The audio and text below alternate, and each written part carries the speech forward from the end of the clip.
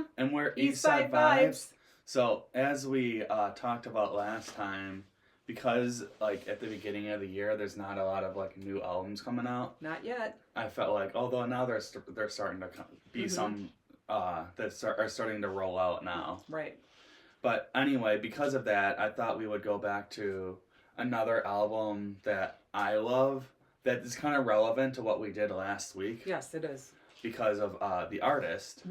And I think we've covered Mac Miller on here once before, Yes, right? we did. Yeah. And I've said before, I've said, I think on the channel and then like to my mom in general, that it was like for a while it was hard for me to like go back and listen to his music, or at least go back and listen to like this album in particular. Because this album came out right after he died. Yeah. And from the day it came out till he died, 36 days. Yeah. That's it. What if you clicked on if you clicked on this video, or if you haven't picked it up by now, that album is Swimming. Oh, the one that we did before was the posthumous one. Yeah. Yeah. So we covered one of his records. It was the posthumous one. I'm blanking on what that was called. I can't remember, but it was kind of a combination of songs. There wasn't a theme because his family put it out afterwards, but this one has a theme. Yeah, but so Swimming was Mac Miller's last album, like we said, and I know when this came out, like he had thought that this was probably like his best work to date. This is what he was like trying to do with his music. I think you said opus, right? Yeah, well, it's like magnum opus, they say. Like, which like usually that's like someone's like best work. And Swimming was supposed to be basically a double album. Yes, you mentioned that. And the second album is called Circles.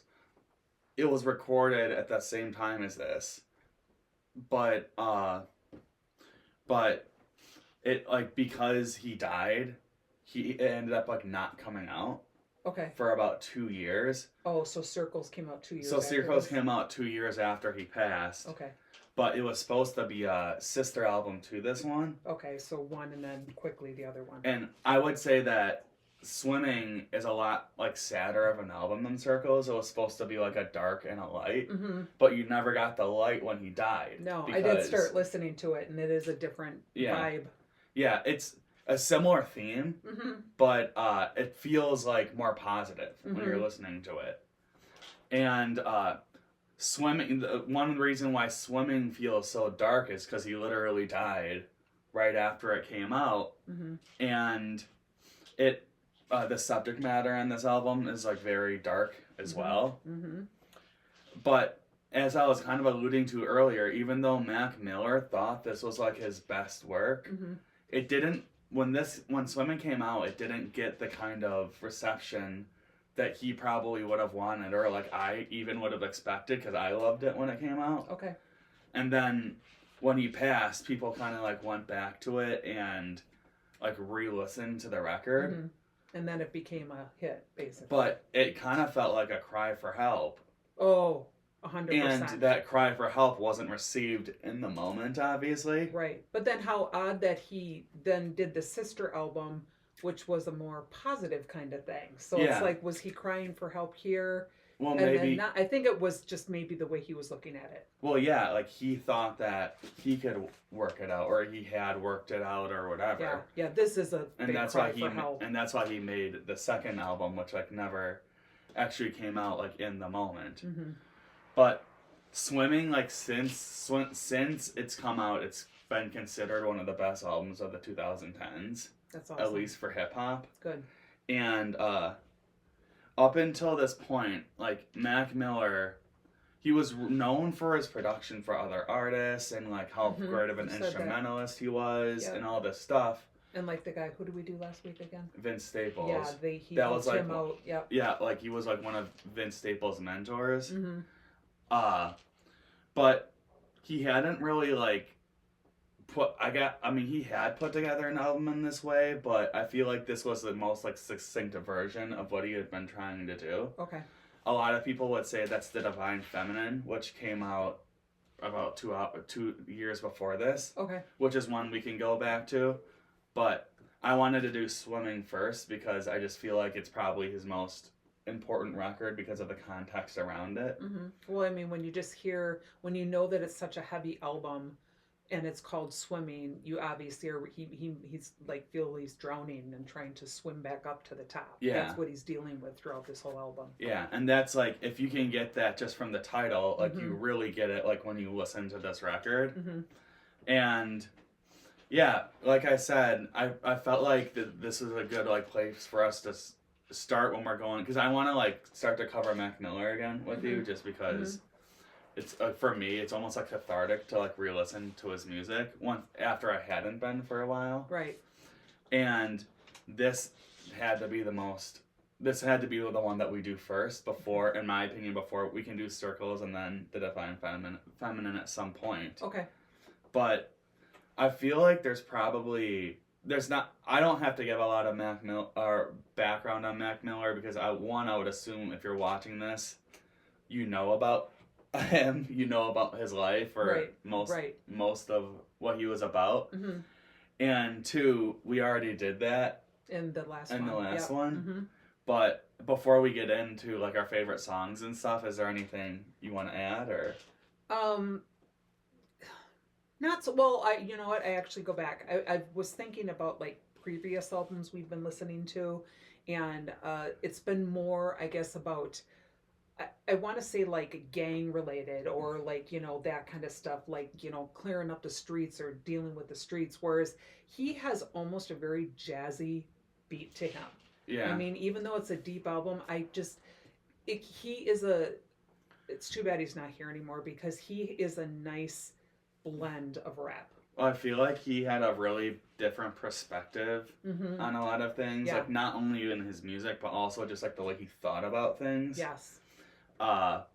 Like you hear about all these like other rappers who had like made the very different styles of music to Mac Miller, who like loved this guy. Right. You know? Oh, that's yeah. Oh, how interesting. Yeah. Yeah. And it's because like he seemed to be like a very like genuine person, and he like really wore his heart on his sleeve. Oh, huge. And I will say that developed throughout his career, because in the beginning he was mainly making almost like party rap music. Okay. And like the further he went on, the further he like his mental health got bad, but the further his music got deeper, and you could tell that he was becoming a better and better musician, because like the instrumentals on these albums started to get like jazzier and like bigger. Yep, I love The Divine Feminine, I would say, is the album where like he first really dove into that, and then the next two were like he really went into that sound. I remember you showed me a video. I think he was 16 and he was on Arsenio Hall at that time. Yeah. Like, did he have an album at that time, or was he just? Oh, he well, did? What's funny about like that is, at that time he wasn't making music like that. Like, no. He wasn't making like, but he was on Arsenio Hall like playing the guitar. Yeah. So like he obviously so cool. always had this talent. Right. But I don't know if like he thought he wouldn't be able to sell that kind of music. Oh. At that time, and eventually maybe he got big enough to where he thought he could. Yeah. And even when, like I said, when this came out, it wasn't received as well as. I think if this came out now, it would be like the biggest rap album of the year. Yep. And not because it's him, because of how it sounds. Right. And I think also because people have become more, like you said, this was obviously a cry for help. Yeah. And I think because of the way music is changing, people probably would have realized that more right away. Hopefully. Yeah. I mean, I don't know. I feel like it's, at the end of the day, it's hard to like really know, because like. Yeah, it's true. Because you could consider a lot of albums a cry for help, and then that person is still like with us or whatever, so you don't like really know. That's true. But this is more of like a hindsight type thing. Mm-hmm. But anyway, as we usually do, we're going to talk about some of our favorite songs from the record, and then go over like overall thoughts at the end. Although I'll get into a little bit. I don't have to give like a ton of overall thoughts, because I just genuinely just love this album. Right. Well, he's your favorite artist, isn't he? Well, he's up there. Yeah. But Anyway, the first one we picked was one of my mom's favorites. It's the opener, and it's Come Back to Earth. Mm-hmm. So I'll let you talk about that. So, like we've talked about, there's just a lot of themes throughout this whole album, but the themes are very consistent throughout it. And in this particular song, he's talking about depression and mental health, and he actually raps about feeling overwhelmed by negative thoughts. So you sort of alluded to that when you were saying he was trying to figure out how to like get out or get out. And one of the lyrics actually is, I just need a way to get out of my head. Yeah. Because obviously it was just, you know, especially when you're dealing with mental health. That's all that's in there. Go ahead. For like, sorry to cut you off, but for like for someone like him, and there's other songs on this album where he kind of like really talks about this. You probably have like it's a really weird thing when you feel like you accomplished everything you wanted, and you're still not happy at all. Yeah. You know, for him, that's obviously where he was. I think we've done a few albums like that. Yeah. They're just. But this is like the ultimate like version of that. Yeah. It's like nothing will make you happy. Yeah. Yeah. Or also like when you make it and it seems like everyone just wants something from you now, so it makes you feel lonelier than ever. He talks about that on this album too. Yeah, he does talk about that on the album too. It also talks about his addiction and struggles that he went through with it. And we actually talked about it before, is that with those addictions and struggles, he says the actual phrase is, I'd be drowning, but now I'm swimming. So he's like, if I kept going in that one pattern, I'd be doing nothing but drowning, but I'm trying to get better. And that's something Vince Staples had said, is that he's like, no matter what, he was always trying to get better. Yeah. Unfortunately, it just didn't work, but yeah. He's at least swimming, trying to make improvements. I said it shows the deeper ongoing personal story of him managing his internal world with the real world. It's a really deep internal song. I said I like his voice. Well, I do like his voice on this one. And there's two other songs in here too. It's a little more sing-songy, and this album, and from what it's not harsh. It's not like in your face. It's just very, like I said, jazzy. Almost the instrumentation is. I love his diction. So that's one big thing. You know me, I like to be able to hear what they're saying. You can clearly hear every word he says, not only in this song, but every song. And that may seem like a weird thing to say, but when you really want to go deep and listen to what somebody's saying in an album, to me, that's helpful. And I think that's possibly also what other people may want as well. I'm not sure. And I said, again, the instrumentation, it's just really soft and really pleasing. But again, it's a heavy topic, heavy themes. Yeah. Yeah. Like when you like look at the opener for this record, or listen to the opener for this record, you kind of know where this is going to go. Yep. And I do wonder if part of the reason why it wasn't received as well as it probably should have is because people didn't want to hear that.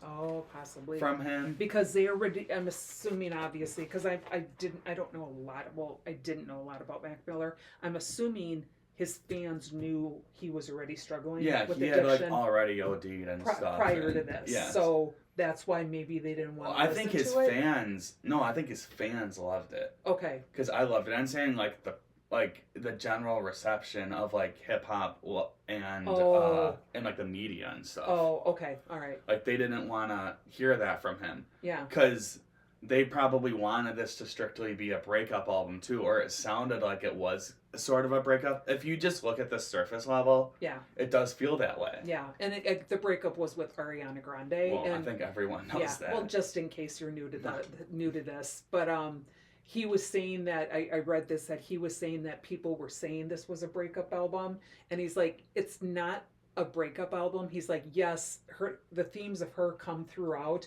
but that's not what the purpose of this whole album is about. Well, I do think that people they alluded to this to him blaming her for it. Yep. Which I never got that at all from this. No. Like, if anything, it almost feels like he's thanking her. Yeah. And it didn't work out because of him, and he knows that. Yeah. But anyway, so that's Come Back to Earth. The next song is What's the Use? Mm-hmm.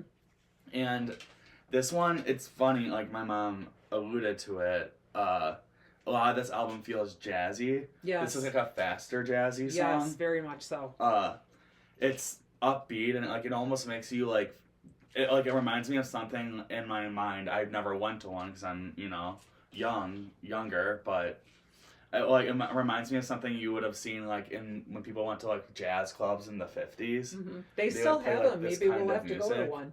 Yeah, no, they still have jazz clubs, but like not like that. Not like where like the point of it was dancing jazz music. Mm-hmm. They have like slow jazz clubs. Yeah. But I would love to go to something where like they're playing this kind of music live.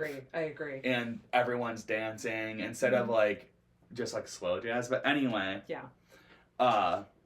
Yeah, What's the Use is a song that basically it feels like whether this is about Ariana Grande or someone before that, it's him like kind of like coming to terms with like where he is mentally and like what he's doing. Yes. And trying to, another thing is like in a way he is like trying to suck someone into a bad thing with this because he's trying to get his partner to think the same way about life, and I guess addiction is him. And the reason she broke up with him was because of his addiction, right?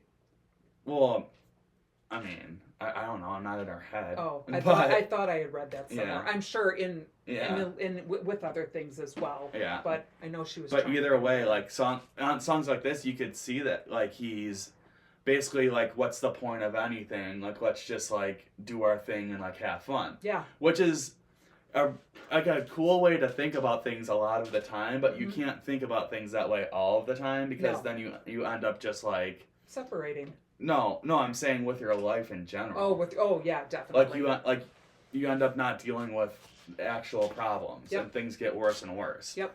But you can just pretend everything's okay and just kind of dance it off for a while. And that's what's the use is like. Okay. What's the use is even like a song. It's sung, you know. Yeah, I said he sings a lot and he's got a great singing voice. So it like feels very inviting. I think it's interesting how like the premise of what he's saying seems like it's like positive or like happy, but like it's really not at the end of the day. Yeah, it's like what's the use, you know? Yeah, or like you shouldn't like try to deal with all your problems that way. Right. And so that's What's the Use. I feel like What's the Use is probably like a fan favorite from this album. I could see that. Yeah. The next one we picked is Self-Care. And Self-Care, the title says it. Self-Care was the lead single of this record. Okay. And I don't know, first of all, this song is probably at least one of the most hip-hoppy on the record. Yes. It does have a little bit of like a jazzy feeling, but this one feels closer to the kind of like cloud trap music that was popular when this album came out. Okay. Which is probably why it was such a big single, because this was a big single, and this single came out before the album came out. So that's another thing is when the album came out and the rest of the album does not sound like this. So this song was well received? This song was extremely well received. Okay. Yeah.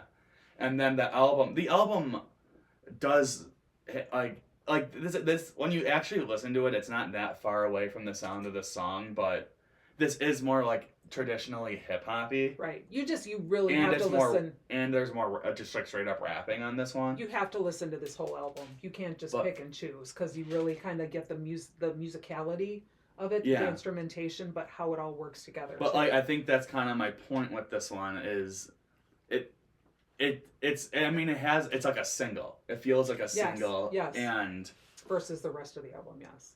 People probably wanted the whole album to be like this. Okay. Also, Self-Care is a song where he's literally talking about like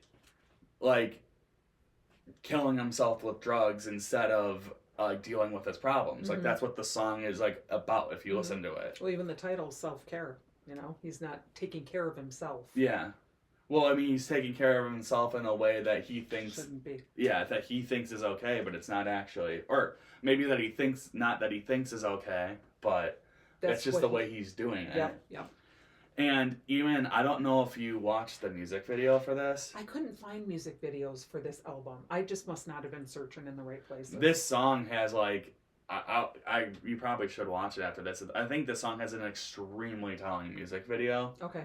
Because the whole music video is him in a coffin. Oh, basically. this is the one I was trying to find and I couldn't. Oh, It's still on YouTube. Yeah. Okay, all right. Yeah, they were saying that image was super powerful. It's extremely powerful. Yeah. Because he's just he knows that he's dying. Right. He's in a coffin and he's just like he starts smoking a cigarette, Mm-hmm. which like in your mind you're like that's literally gonna kill you because it's taking away the oxygen. Right. But it's like the only way you can cope with like what's going on in his head. Mm-hmm. And no, like self-care, I think the song is good enough, but like when you watch the music video, because the song does not sound that negative. Mm-hmm. It almost seems like it's putting a positive spin on what's going on. Yeah, I heard that video is powerful. But yeah, the Very video powerful. like makes you think of it a completely different Yeah, way. because it was like a black coffin and just Yeah, really, yeah. It's literally just him in a coffin and the camera's just on his face. And that's like the whole music video. Wow. And it reminds me of that one movie, I think it's called Buried. With Ryan, Oh. is it Ryan Reynolds? Yes. Where he's buried alive. Literally buried alive, and the whole movie is just It's his just face. the whole thing. That's what this music video is like. Oh wow. Yeah, wow. it's extremely powerful. Mm-hmm.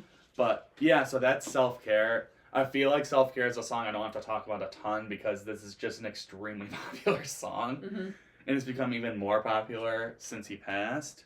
The next one we picked is Ladders. It's a great song. I Which- almost picked this. Yeah, I thought that you would probably pick Ladders. Ladders sonically is pretty close to What's the Use, I would say. Mm-hmm.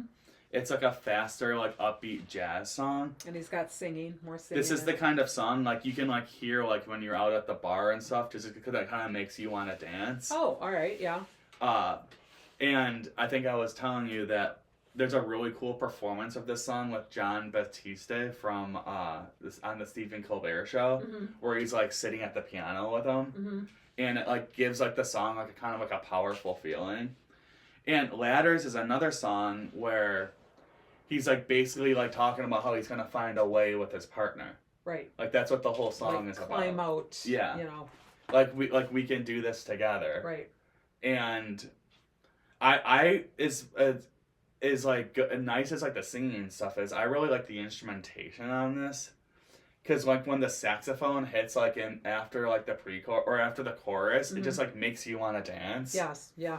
It's definitely like the probably most like positive sounding song on this record. I'm surprised this one didn't hit as much then.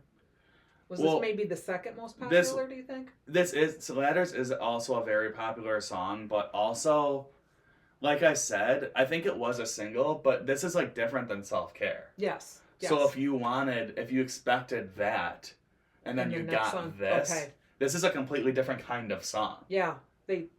Yeah. Even though it's like, and to me it's just as good, it's a different kind of song. Mm-hmm. Weirdly, Ladders, as much as it's about like him talking about his own problems, it's also about him talking about his partner's like mental health problems too. Mhm. Like we're gonna like find this way together. Right. That's basically what the song's Yeah. about. Like I said, starting from the bottom and climbing out with a ladder, climbing out. He's like, you can ease my mind and I can ease your mind. Mm-hmm. But yeah, so that's Ladders. The next one we picked is Small Worlds, and Small Worlds, I expected you to pick this, and two, this is also like a sleeper favorite from this record for his fans. Yeah. But I'll let you talk about it. Yeah. So it actually took me a while to like this song, and I listened to the album multiple times, and whenever this would come up, I was saying to him, it was either Kanye or Drake, one of the two, had this style in it, and I remember whoever that artist was, I just didn't like the way it sounded, but the more I listened to this, because of just his diction and his voice, I was like, I do really like this from him. I do like it a lot. So the sound, like I said, is different. It's different from any other song, the riff. So it's basically like, it's the world is so small till it ain't.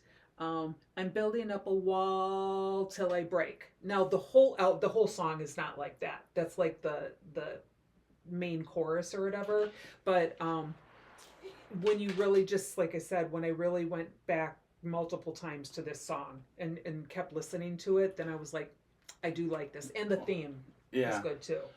Well, I think, the theme is really interesting because it like kind of alludes to that one, like just like as for any human, like that feeling of like sometimes the world feels really small, and then sometimes it feels like you're the only person in the world, and there's like no one, like like you're drowning basically, and that's like where he was on this record and on this song. Yep. And it like, I know you wrote down, it talks about like the loneliness of fame, which is kind of a theme in some albums. Yeah. It's like a really interesting and sad thing, and I think it's becoming worse and worse because of how attached people are, or how attached people get to people online. Yeah, you said there's a name for that. I forgot what it was. Parasocial. That's it. Yeah. And it makes people feel like they have to be perfect, basically. Because otherwise, if you're not, it's going to ruin your career. Right. Also, Mac Miller is someone who brought along, and I don't think he blames any of his family or anything, but he brought along all of his family and friends with him, like, to his fame. Okay. And it probably gets to a point where like people like want things from you or expect things from you, and you're just tired. And he was. He was physically and just mentally tired. He just wanted to go to sleep. Yeah. And just neither wake up or whatever, but he's exhausted. Yeah.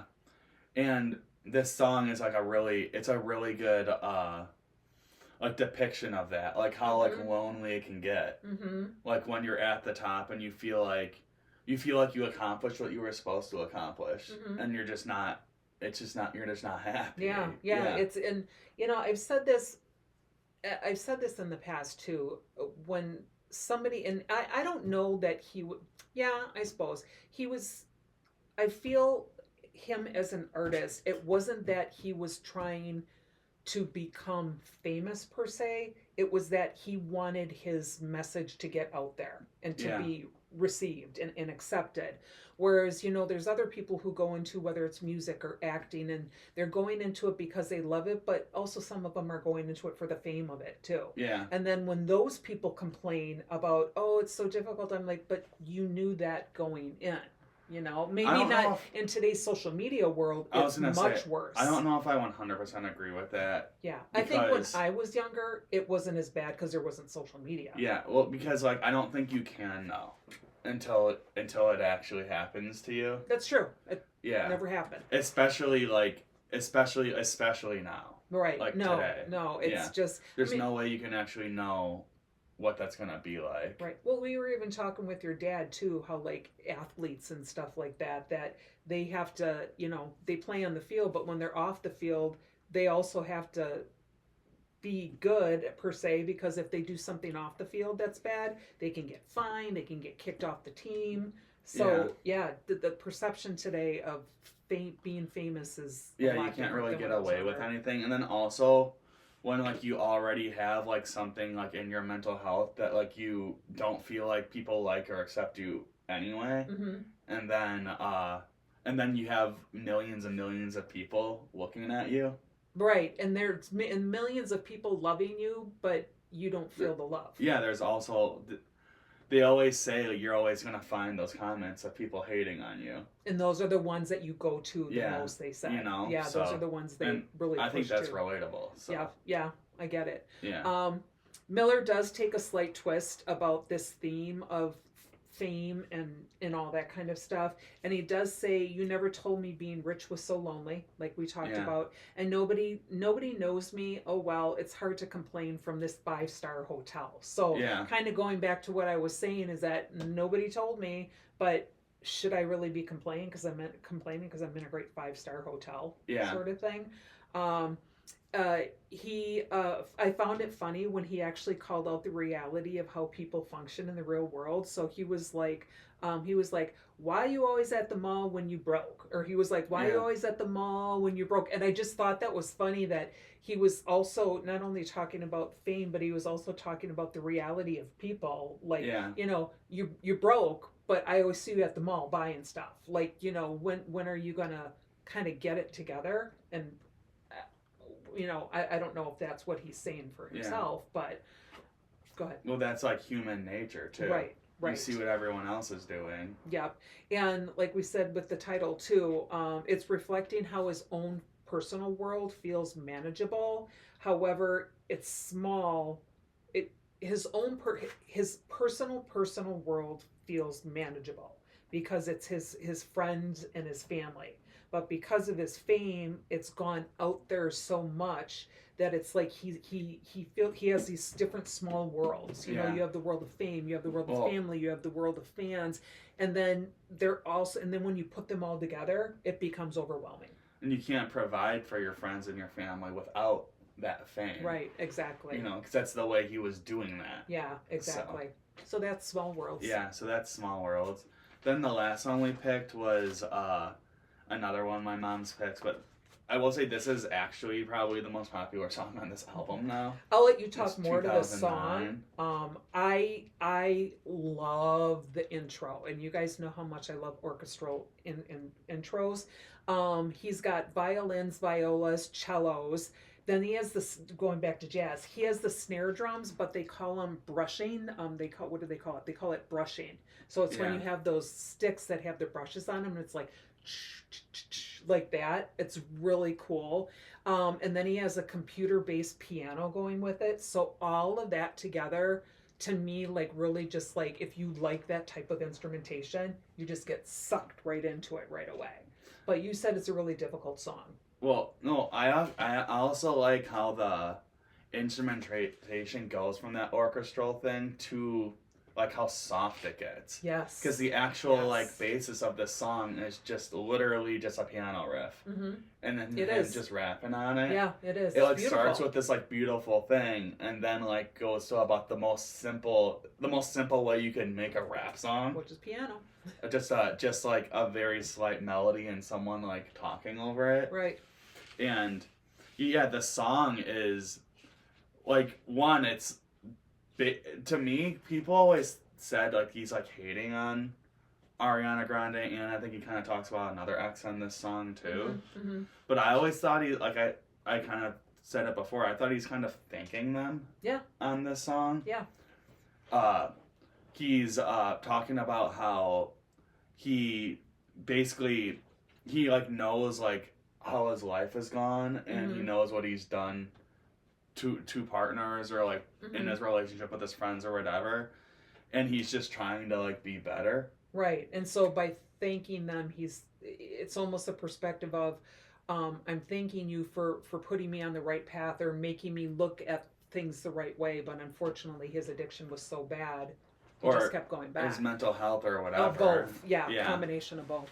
Like, I think it's even like the song's called 2009, and he's like talking about when in 2009 he would have been I think like 15 or 16. That was just when his rap career was taking off. Oh yeah, there you go. So he's like, it ain't 2009 no more. He's like, I know what's behind that door. So he's like trying to like go back to that feeling of bliss. Yeah, basically. Happiness, simplicity, and loving, even his feeling of bliss when he first got into this relationship, and he thought that this was gonna be it. Yeah, you know. Yeah, definitely. And this song is like, it's beautiful for what it is, and although it's extremely sad, like I said, this song it's become very popular after the fact because of that. Because now people can really look back at like what he was actually talking about here. But yeah, so that's 2009. Overall, I mean, I could have picked like several other songs on here too. I really like Perfecto is a great one. I love Jet Fuel. I love Dunno. Yeah. Like, I don't know. Yeah, I don't know. Yeah. Jet Fuel is a really interesting one because that's like the second last song, and Jet Fuel is literally about him like just going back to doing drugs and stuff. to like be better. He's like, I always have my jet fuel, and then It's he always ended there. up dying right after that. Yeah. So, but So sad. yeah, So sad.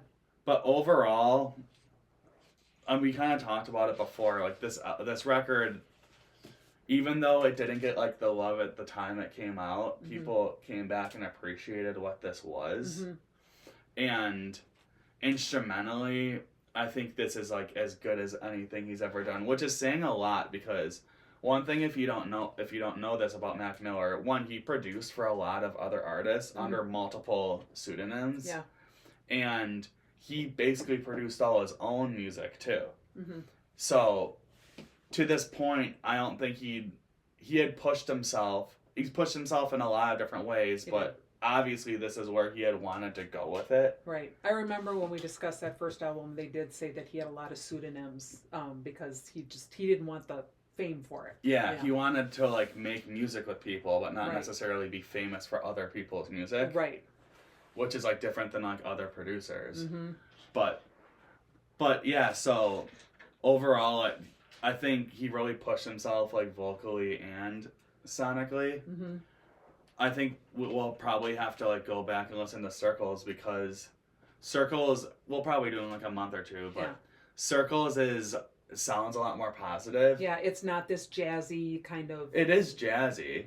It's like different though. Like you said, it's more positive. Yeah. It's just like brighter instrumentals. Yeah, and stuff. Yeah, that's it. Yeah, and a little softer. And it gives you because it makes you think about like where he would have gone after that if he would have kept like if he would have like kept pushing, kept pushing with that sound or whatever. Right. But yeah, is there anything else you want to say? I've given a lot of thoughts. But... No, you did. I it's such a sad album, and for me, that's probably why I wasn't smiling a lot during this video because it's so deep and it's so heavy, and you go and you look back and you think about somebody who had all these abilities and he was successful and he was famous, but you know, fame doesn't buy happiness, and unfortunately, he was dealing with not just happiness, he had so many mental health issues. And the drugs obviously did not help. That as a parent, I look at this and think, this is so sad, but yet he wanted it to be heard that way too. Yeah, well, yeah, that's what he wanted. Right. He was like very unapologetic with like who he was and what he wanted people to know about him. Definitely. And yeah, I was gonna say like it shows like how much of an impact this has had on people. Yep. Like not just me, but like. I'm a big Mac Miller fan, but there are people who are like way more into him than I bet. You know, yeah. And the impact he had on his community too, and all of that. His community in music and his community in Pittsburgh, where he's from. So, I think this was something like I said. It like took me a while to actually go back. There were songs I would listen to like Ladders or like if Self Care would come on my playlist, I would listen to it, but until like last year, I probably didn't listen to this whole album again. And I think we did the posthumous album last year. Yeah. And I remember you were kind of like, this is going to be a little tough for me, but maybe that was the kickstart for you to go back. Yeah. Well, like, now I can like listen to, I mean, I listened to Circles when it came out, so I was like okay with it when it came out, but I probably didn't listen to Swimming actually at that time. I think I waited until like last year. Right. But anyway, those were our opinions on Mac Miller's Swimming. I'm Joe. I'm Joe's mom. We're Eastside Vibes. And thanks for watching. Bye.